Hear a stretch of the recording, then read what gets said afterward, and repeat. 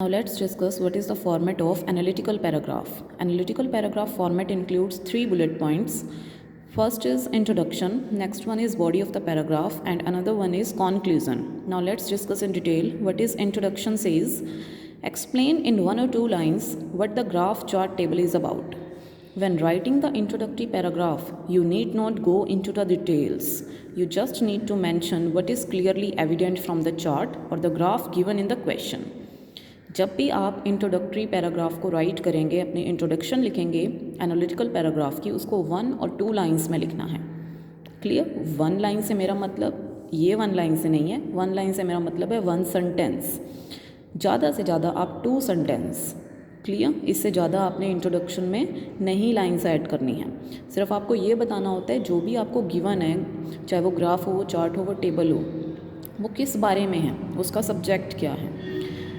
तो आपको ज़्यादा डिटेल्ड मैनर में उसको नहीं लिखना है. सिर्फ आपको ये मेंशन करना है कि आप चार्ट को देख के, ग्राफ को देख के क्या एविडेंट हुआ आपको उसको अपने सब्जेक्ट में लिख देना है. फॉर एग्ज़ाम्पल ये देखो, आपको कुछ इस तरह के क्वेश्चंस आएंगे एनालिटिकल पैराग्राफ में. ये एक बार चार्ट है, आपको इस तरह से कोई भी फिगर बनी हुई आ जाएगी एंड उसके साथ इस तरह का कोई क्वेश्चन आएगा. Let's read what the question says. The bar chart shows the divorce rates in 2 European countries from 2011 to 2015.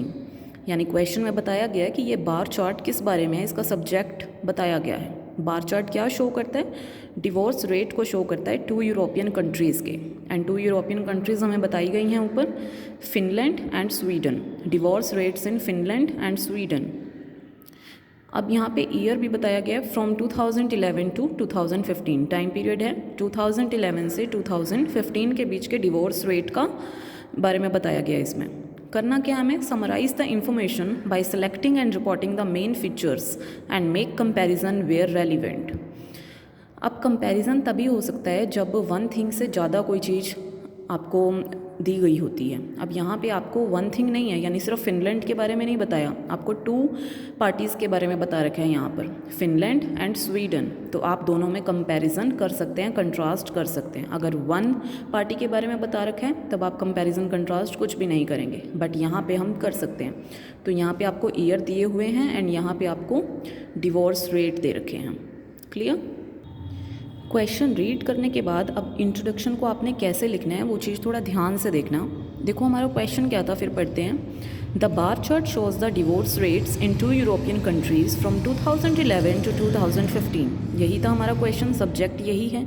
जब भी आपने इंट्रोडक्शन लिखनी है, ये पूरा का पूरा क्वेश्चन आप थोड़े बहुत सिनोनियम्स बीच में ऐड करके राइट कर सकते हैं. अब देखो मैंने किस तरह से इसमें चेंज किया था. क्वेश्चन था the bar chart shows the divorce rates in 2 European countries from 2011 to 2015. मैंने लिखा the bar chart provides information about the percentage of divorces in Finland and Sweden between 2011 and 2015.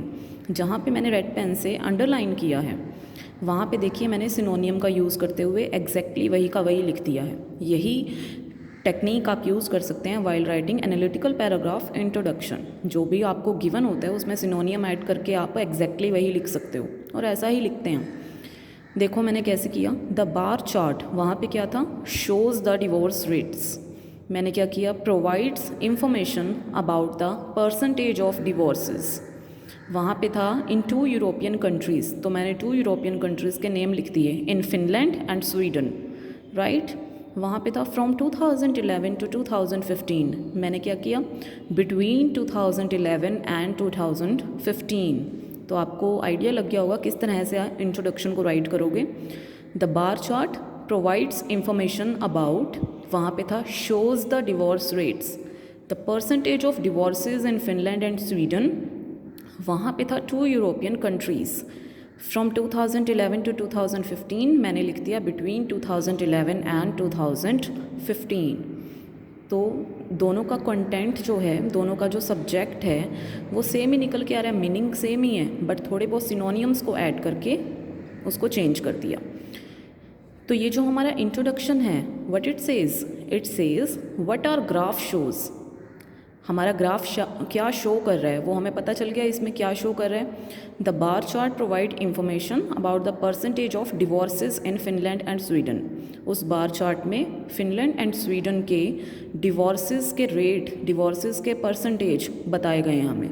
And for what period of time, period of time भी इसमें include है between 2011 and 2015.